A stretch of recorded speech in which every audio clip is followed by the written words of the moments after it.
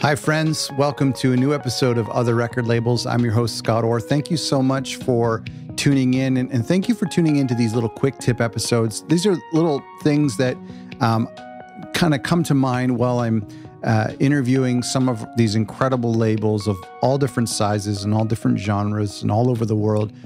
These little ideas that come to mind that are inspired by these conversations, and I want to kind of pull them out, spend a few minutes and talk about them. Today's a short episode, but I want to talk about the number one job of a record label.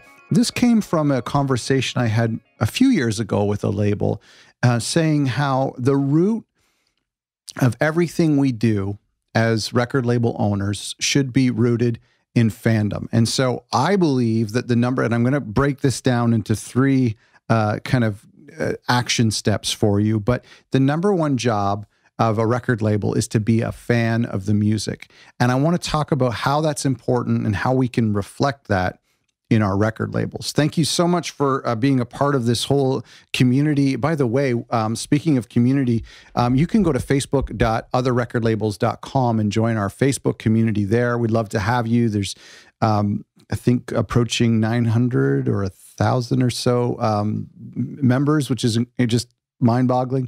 And also make sure you get a copy of all of our free resources that we have on our website, otherrecordlabels.com. Here's three ways that we can put our fandom at the forefront of how we run our record label. Number one is to only work with artists you truly love and truly believe in. I'm working with an artist right now that I found. It's a non-English speaking artist. Well, the music is non-English, and I'm really passionate. I think this record is incredibly beautiful. I think the music is incredibly beautiful, but I'm fearful about pitching it to the blogs and the music press because I know they're going to say, well, this is a non-English record and we don't normally put that on our playlists, or you might want to, speak to other blogs or something. I'm kind of fearful of how the indie music community is going to take it because it's a non-English record. But I don't care. I really just don't care. I think the music is so good. I think the artist is incredibly talented, and you can hear the passion in the artist's voice regardless of whether or not you can understand the lyrics, very much like an instrumental record. So this is an actual case study that I'm working on right now where I just don't care how it's going to be perceived. I can already hear what the Submit Hub decline comments are going to be, but I just don't care because the music is so good. And number one, I'm a fan of the record. And so what we need to do is now counter that to many years ago when I was dumber than I am now, or just a little bit more dumber. But many, many years ago, I started working with an artist solely based on their Instagram follower count. I thought this could be a good way for the label to make money, to capitalize on this artist having a lot of Instagram followers. And of course, we never released anything, and that just ended up in a disaster. And that was a huge life lesson because so many times we're tempted by their Spotify numbers or their social media following. But that's a terrible place to start. That's the way the majors do it maybe, but for us, we really need to be rooted not only in the quality of their content and the quality of their creativity and their artistry, but more importantly is that we're a fan of it. I mean, oftentimes we listen to music that is really good, but we're just not a fan of it. And I think if you start from that place of fandom, it's really important. Number two is to continually encourage your artists. Artists can be so hard on themselves. They can be so fickle. They see everything. They see all of these, lack of success throughout their career, and it can be really difficult. And so our job as record labels is to continually encourage them, is to feed into them as much as possible. Even when we're not working on an album, just checking in with them to see, how the writing is going or how their touring is going. But our job as fans of the music is to encourage them when they may not be getting that encouragement from direct contact with fans, or they might be in an off season or maybe their parents are telling them to go get a real job or something.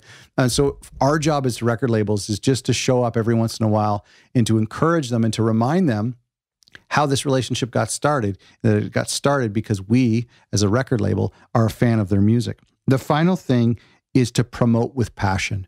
And I actually see this a lot on Twitter by a lot of the labels I follow and the labels who are engaged with this show. And I think it's incredibly beautiful. I think it's incredibly important, is for our record labels to prove to the world and to promote to the world that we have signed this artist and we are releasing this single or EP or record because we believe in it. We think it's amazing and we love it. And it doesn't matter if it's going to be successful.